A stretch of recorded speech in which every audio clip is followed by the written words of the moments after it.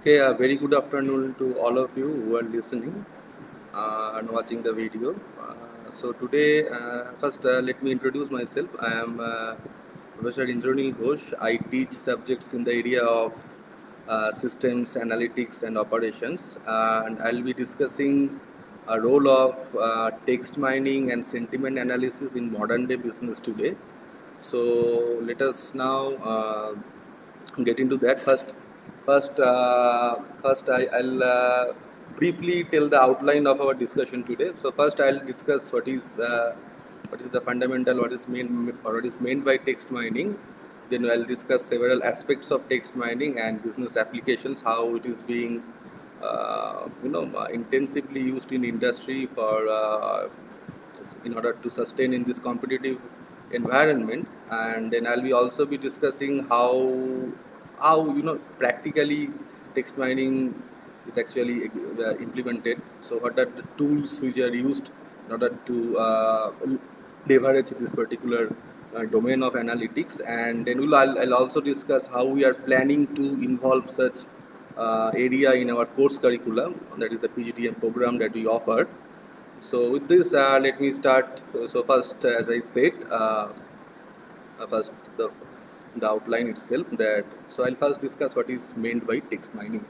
Okay, so text mining, as the term refers, mining.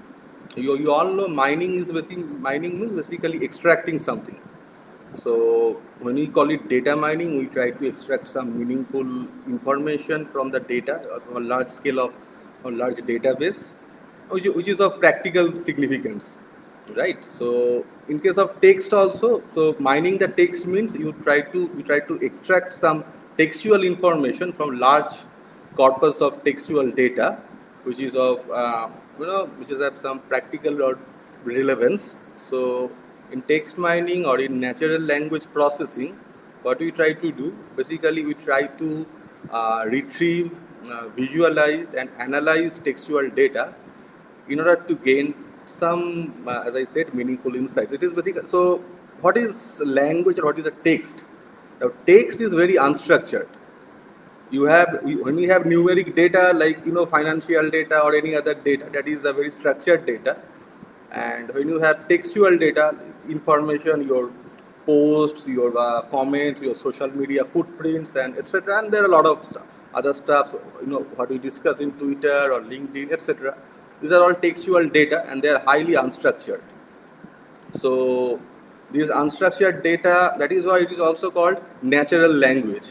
It's not formal language. It's not a formal language or formal programming language where we have certain set of rules, and so the machine can easily interpret. Natural language, on the other hand, is very difficult. It's very, I would not say difficult. I would rather say it's very challenging. Or it's a rather arduous task to actually extract or to mine this unstructured data. But the benefits are huge. Even if we spend 1 hour for actually building text mining model, the benefits could be tenfold. So let us all accept the fact that text mining is it's difficult but challenging, but the result, the ROI is extremely that ROI, quantum of ROI that one can achieve or one industry or organization can achieve out of it is simply huge or tremendous. Okay, so I discussed text. So text means you understand that text is basically what we write, what we speak and what we write. So basically, in social media or in blogs, etc., everywhere, like movie reviews. You often provide movie reviews. Uh, IMDb, that is a movie database. We have a lot of movie reviews. You have a lot of different movie. You watch a lot of movie and we provide the reviews, and they store all the reviews in the database. So basically, the first application that I'll be talking about is that how do we mine that movie review data set? I know what business, what from the perspective of an organization, how you can leverage that amount of data. That let us discuss. So what happens? There could be different types of movies, like thriller, comedy, romantic, etc. So you can see we have reviews, and you have a lot of information of the movies, like actors, producers, director, etc., etc. A lot of informations are available, and you have your own feedback, and you have the movie category, right? So what happens in Netflix and in YouTube's and etc., where we actually watch the movies, when we watch a movie, we get a set of recommended movies. Now, how does it happen? We often see that we have seen the recommendation. Now here basically what happens is that based on your searching pattern or what you post, whatever you try to do, whatever what comments you pass, etc., and you have certain set of comments which are available to the organizations. That is a historical amount of data. Now basically we try to match.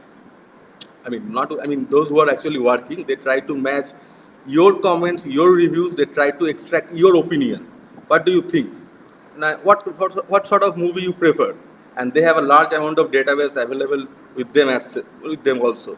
So if they figure out that your comments, your posts, etc., you are somewhat inclined to thriller kind of movie, then they will automatically suggest those movies. So that is basically how we analyze the text and how you classify. Now this is sometimes also referred as text classification. Classification means whatever information that you pass or whatever information that your system has, based on the information we try to generate some features, and accordingly we try to classify the text. In the context of movie, it is of different categorization, like thriller. So it could be. So it's not a binary classification. It could be a multi-level classification also. So it depends. That is what is text classification.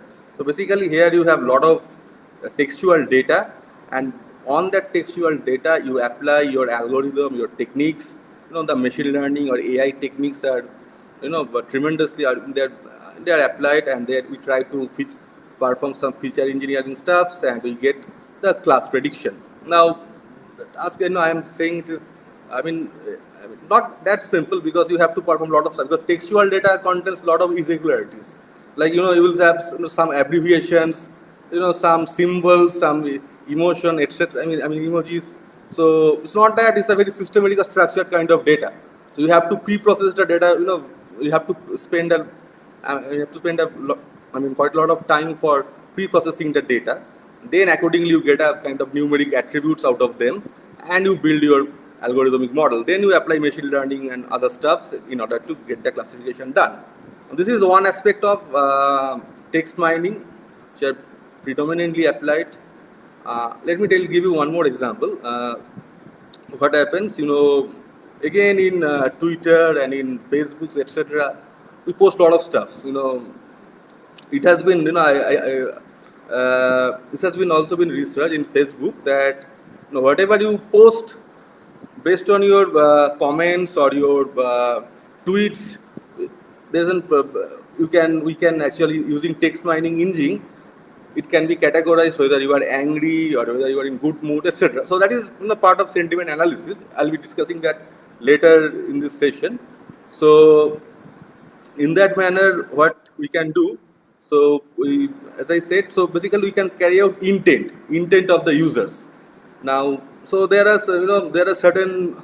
It has been noticed that during the time of this December, Christmas time, or maybe just before Valentine's Day, and sometimes we have seen that. It has been noticed that number of breakups increases.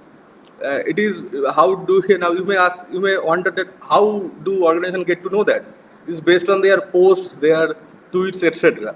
So in that period, that Christmas, now why it is happening during that time, that is a different why it is happening in the month of December, why not in this month of June, that is a different ballgame altogether. But let us say in the month of December, if using text mining, we can get to know that number of breakups are large in number in the time of December. Then that dating apps, all these matrimonial sites, they actually offer their own subscription, etc. Those data are highly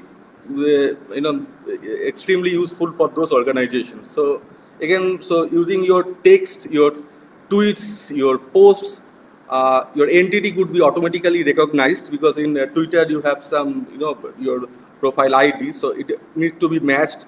So the first thing is that named in entity recognition. So they have to, the organization who are interested in those data, they have to identify their potential customers, and accordingly, based on their moods and preferences, they may come up with their new plan. So that is another area of another business application of text mining, which has received a lot of attention lately. Now, this is basically all about text classification. Now, let me talk about the next aspect of text mining, which is also known as text or topic modeling. This is known as that thing, and I'm going to discuss this, known as topic modeling. So, what is topic modeling, and why it is useful for business? So, text classification I discussed, basically classifying the text, classifying your mood, your sentiment, etc. And categorization, text categorization or topic modeling is that, lot of information, lot of available in different social, not social media, in this search engine like Google, Bing, Yahoo. Now, when you post something, you try to get some data, basically the process of information retrieval, there it comes handy. So, in the process of information retrieval, you have a lot of you just search something in Google. Let's say you search flight 714.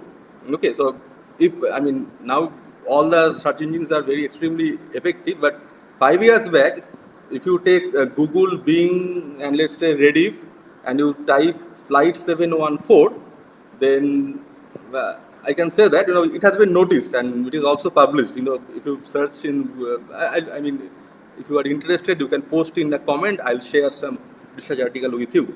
It was found that Google was the best search engine because Flight 714 primarily refers to a comics of Tintin. But what happened, if you search that in Google, you will get the first page will contain all such record of Tintin comics. But Bing and Rediff 5 years back, their search engine was not that optimized.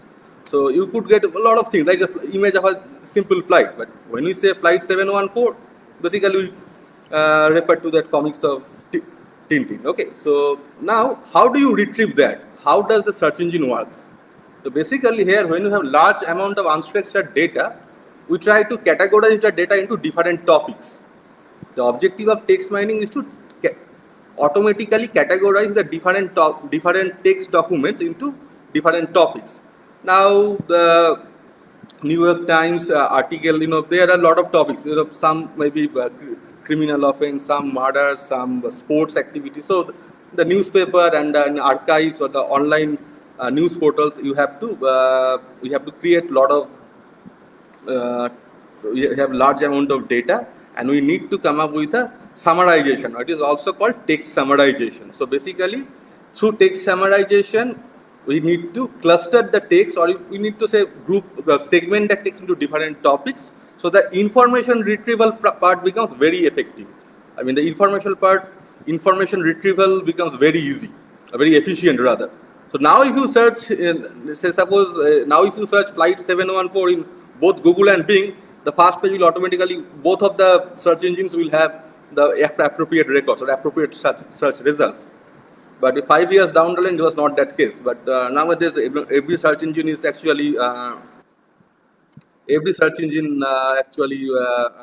using this kind of text mining engines in order to optimize their business, and eventually that which led into customer satisfaction and customer delight. And you can understand how you can actually improve the business throughput in this competitive turbulent market environment, right? So that is text classification. Now, so I have given some example of text classification, topic modeling. Text clustering is somewhat similar to topic modeling, but the process is different. In text clustering, we perform something called just a minute. We perform something called unsupervised machine learning. Now, what is unsupervised learning? Now, in supervised learning, basically, when you have historical information or leveled information, level data. See, the movie rating or etc. In that case, you need to have some. You have a movie information and you know what type of movie is that is good or bad. based on certain past information record of users. But on certain cases, this past level information may not be available, right? So in that case, you can't apply supervised machine learning or supervised learning algorithms. You have to opt for unsupervised learning machines. So in unsupervised clustering, so unsupervised means when the class level information is apparently not present. So the information retrieval task that I have told, we have a lot of textual data we need to, or text document that we need to cluster them. We need to segregate into them into different clusters or different groups. That is what text clustering is all about. So here again, we have large amount of business information, company, information of companies, etc. That you need to cluster. Whether some companies are profitable or not, whether a particular stock is good. I mean, it's a good stock for invest, or is it a good stock to buy or sell or to hold.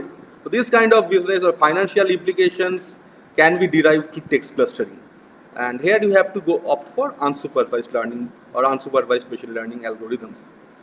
Now, the last aspect of text mining that I'll discuss today, then before moving into the practical implication part, is called sentiment analysis. Okay. Now, what is sentiment analysis? Now, whatever thing I discussed that is in text classification, we had some idea of sentiment. Like, we discussed that the Facebook breakup data, in the month of December and just before the Valentine's Day, number of breakup increases, and based on the textual information, the organizations who are, into this dating or in this matrimonial sector, they actually leverage this kind of data. So using those data, they try to actually understand the sentiment of the users. So sentiment analysis or sentiment understanding again can be of two types. One is supervised, another one is unsupervised.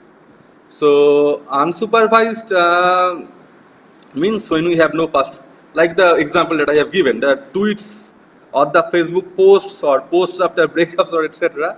These are all unsupervised information. You need to automatically extract the sentiment out of this, and text block that I'll discuss later, just after a few minutes. Then tool how you can perform unsupervised learning there. Then when you have labeled information like the product reviews, the large e-businesses like Big Basket, Amazon, Flipkart, they constantly monitor the feedback or the reviews of the customers. They try to understand the sentiment of the customers, what features customers prefer most, what features, what new additions that they do not like. They need to constantly monitor that. So that is a supervised kind of sentiment analysis. There in the supervised sentiment analysis, basically what happens is that you have the customer available data, so rating of the customer, that is the historical information which you have. So if you have the historical data, you can perform supervised learning and you can detect and you can classify the sentiment of customers. And even if you don't have that, then again unsupervised machine learning algorithms are available by which we can actually understand the sentiment, and it can be used for various business processes. We discussed e-portals and they are actually they are using leveraging text mining to an extent that we can't imagine. So text mining in nutshell, I would like to say that it is the very important, and it's a need of, the one thing that if you are willing to invest in your career in the field of analytics, then this is something that one must master. Now let me talk about some tools and techniques which are which are being actively used in text mining. So there are two libraries mainly. One is NLTK, that is Natural Language Toolkit. It was developed by University of Pennsylvania back in 2001. It has a lot of packages for classification, a lot of algorithms for text processing, classification, sentiment analysis, clustering, etc. And you can actually call the library using a Python framework. So NLTK is the one library, and it is actively used in research field because it has a lot of algorithms to inspect which one is optimal or which one is not. So from the from the perspective of academicians, they prefer NLTK more than any other package. And the other package, which is very useful and extremely interesting is that called SPACY, SPACY, SPACY. Now, SPACY is tailor-made for industrial or large-scale application. It unlike NLTK, the number of features are restricted, but it says that SPACY, whatever features they have, they are the best. So, from the perspective of researchers, SPACY, one research, the academicians may not find SPACY as promising as NLTK, but from the perspective of industrial development or deployment of models, and it is computationally very fast also in compared to NLTK. So SPACY has several applications in industry, and then again it was developed under the license of MIT, and again you can integrate with Python. You can call it from Python, and you can build and develop text mining models, and you can check what kind of performance are you getting out of it. But SPACY, from the computational perspective, it is very fast, very efficient. So industry prefers SPACY over NLTK. So these two are the most used package nowadays. You also have GenSim and few other packages like Pattern. Pattern, it has lost its essence because it is not now compatible with Python. So I mean Python 3.0. So SPACY and NLTK, they are the most actively used text mining libraries. And text mining is going to a regime shift. Regime shift means, 1 year or 2 years back, we used to opt for again conventional or traditional machine learning techniques. So basically, we used to use a bag of what features. Those who are you can understand the TF, IDF, that is term frequency, inverse document frequency, all those orthodox features, and we used to deploy machine learning on those features, and we used to get our final results. Nowadays, because of the large amount of data, so we are actually navigating to word embedding. What to vector or globe. This kind of model. Under what to you have continuous bag of what and skip gram models. So mostly deep learning frameworks are coming into this text mining paradigm or text mining engines. So basically nowadays from machine learning we are saying that because of this feature pre-processing part, deep learning provides a lot of efficacy in the processing of features or independent or explanatory features. We are actually moving away from machine learning to deep learning in actually implementing the text mining models. So deep learning models like CNN, that is convolutional neural network.